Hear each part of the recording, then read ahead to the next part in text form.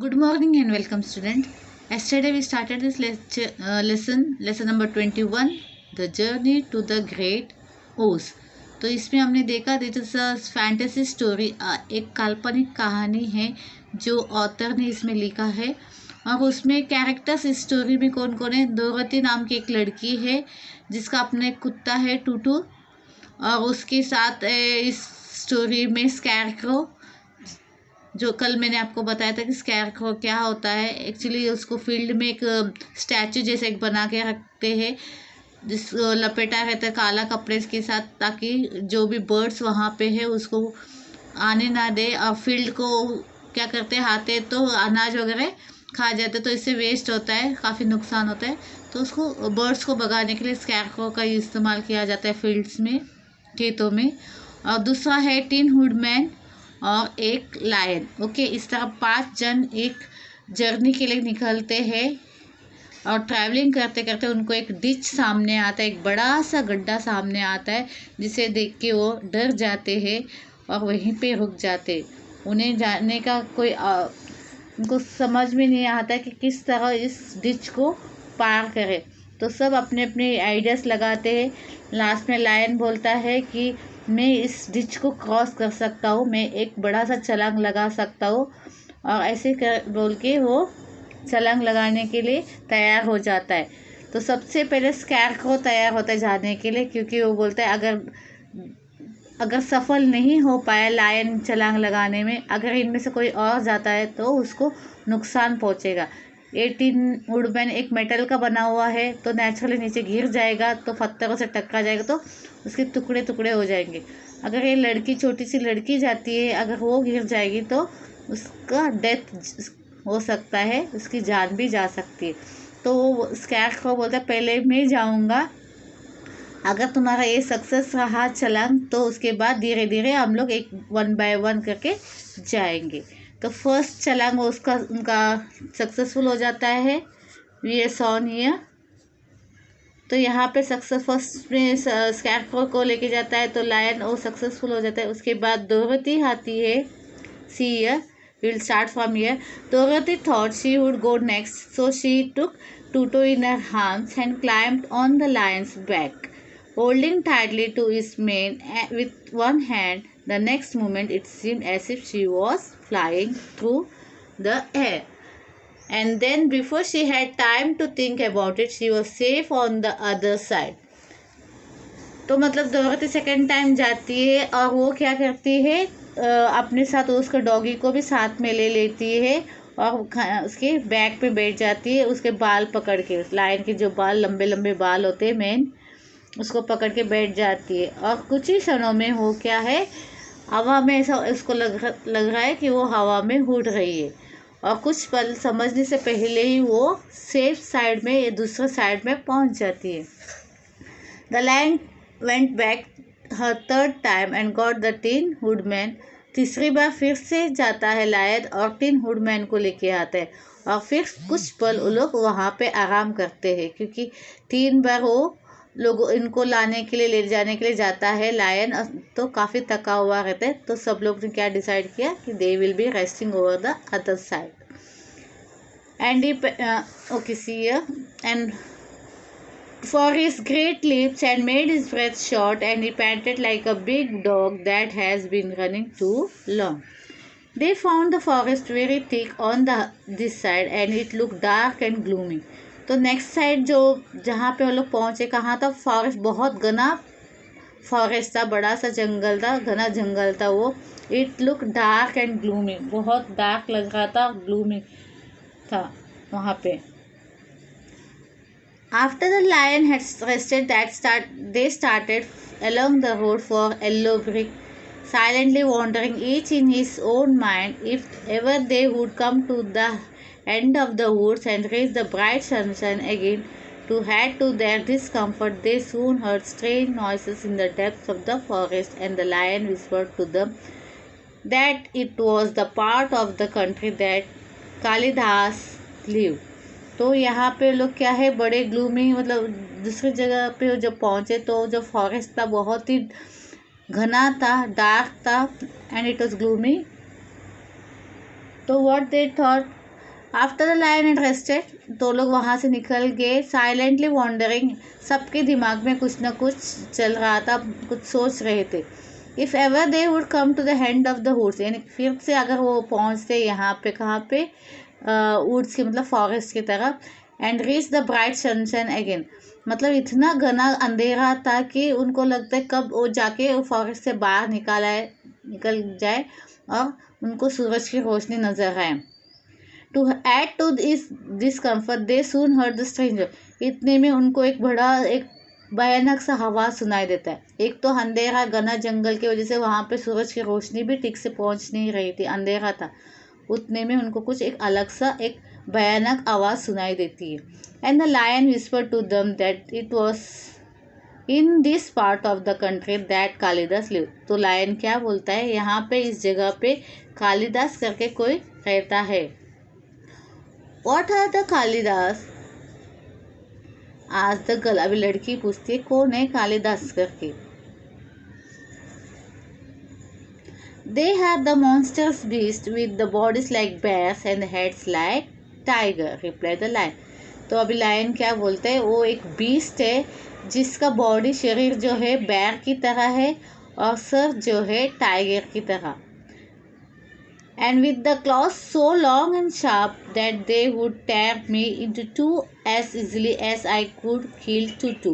I am terribly afraid of the Kalidas, तो अभी बोलते हैं कालिदास एक मॉन्स्टर है जिसका शरीर बैर जैसा है और सर क्या है, टाइगर के जैसा, और उसके नाखून इतने नोकीले होते हैं कि वो आसानी से लायन को भी दो हिस्से में कर सकता है और मार सकता है। I am not surprised that you are returned, Dorothy. They must be dreadful beasts. तो अभी वो बोलते हैं हाँ तुम बोल रहे हो वो सही हो सकता है, वाकई बहुत ही ड्रेडफुल बीस्ट होगा, डरावना। Okay, the lion was about to reply when suddenly they came to another gulf across the road, but this one was so broad and deep that the lion knew at once he could not leap across it. तो थोड़ी देर आगे चलते हैं तो तभी उनको और एक ऐसा बड़ा सा गड्ढा दिखाई देता है ऑन द रोड, और ये इतना चौड़ा होता है और डीप होता है कि लायन को पता चलता है कि इसको छलांग मार के भी पार नहीं किया जा सकता है, because it was too broad, बहुत चौड़ा था और डीप भी था। So they sat down to consider what they should do, and after serious thought, the scarecrow said, तो सब बैठ जाते हैं एक जगह पे सोचने के लिए कि ये जो मोटा सा चौड़ा सा गड्ढा है उसको किस तरह पार करें। इतने में स्कैरक्रो बताता है, Here is a great tree standing close to the ditch. If the Tin Woodman can chop it down so that it will fall to the other side, we can walk across easily. अभी scarecrow एक idea बताता है। You can see in this picture a long tree, okay, यहाँ पे लंबा tree. तो scarecrow क्या बताते हैं, अगर टिन वुडमैन अगर इस पेड़ को काट देता है नीचे से, तो अगर हम एक हिस्से को काटते तो क्या होता है, ट्री बेंड होके ऐसे गिर जाएगा नीचे दूसरी तरफ, तो आसानी से उसके सहारे वो लोग इस ये जो गड्ढा है डिच को है आसानी से क्रॉस कर सकते। तो स्कैरक्रो ने ये दिमाग लगाया कि इस ट्री को काटा जाए इसके द्वारा। Okay, the tin man will cut the tree that will fall down this way, इस तरह वो गिर जाएगा तो गड्ढे के दूसरी तरफ तक वो पहुंच जाएगा और उसके ऊपर से they will able to cross the ditch. This is the first great idea set the lion. अभी लायन को ये आइडिया बहुत पसंद आया। One would almost suspect you had a brains in your head instead of straw. तो इसमें वो lion मजाक करता है, तुम्हारा जो एक्चुअली उनको सबको आइडिया पसंद आता है, लायन भी बोलता पसंद, तुम्हारा आइडिया बहुत अच्छा है, बट एक्चुअली वो जो स्कैरक्रो रहता है उसको स्ट्रॉ से या हेयर से, जो ड्राई हेयर रहता है उससे बनाया जाता है। तो बोलते हैं इंस्टेड ऑफ तुम्हारे दिमाग में वो स्ट्रॉ वगैरह लगाने से, तो ये हम लोग ये मानते हैं कि हो सकता है तुम्हारे इसमें दिमाग भी है। One should almost suspect you had brains in your head instead of straw, यानी तुम्हारा सर जो स्ट्रॉ से बना है इसके बदले क्या है, उसमें ब्रेन होनी चाहिए थी। The woodman set to work at once and sharp so was his axe that the tree was soon chopped nearly through. तो वुडमैन स्टार्ट किया उसे कट करने के लिए और इतना बहुत क्विकली उसने काट दिया क्योंकि उसका हैक्स जो था बहुत ही शार्प था और कुछ ही क्षणों में उसका वो जो ट्री था लंबा वाला बड़ा सा इट वॉज कट डाउन.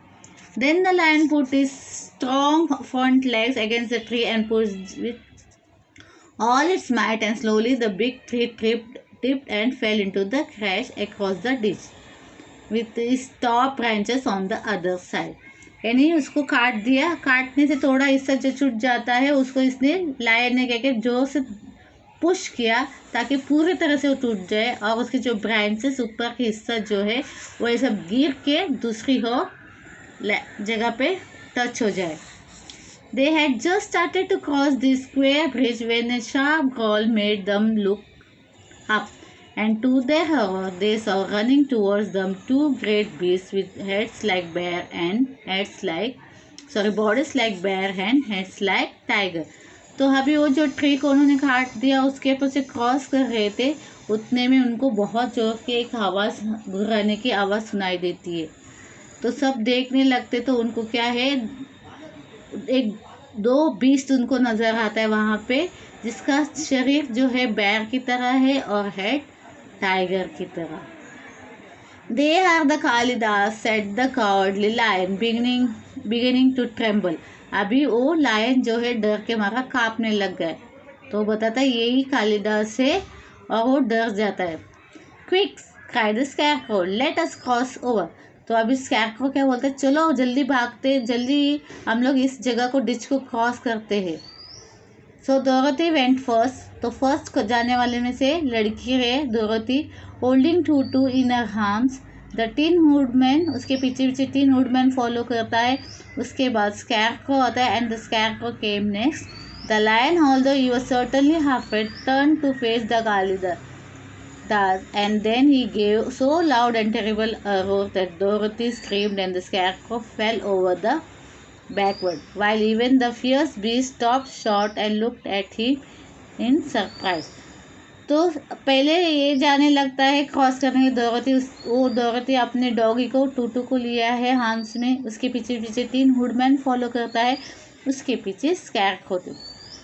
अब लायन का जब वक्त आया तो वो इतना डर जाता है कि वो चल ही नहीं पाता. Certainly half red and turn to face the Kalidahs. और वो मुड़ के उनको देखने लगता है. And then he gave also loud and terrible roar.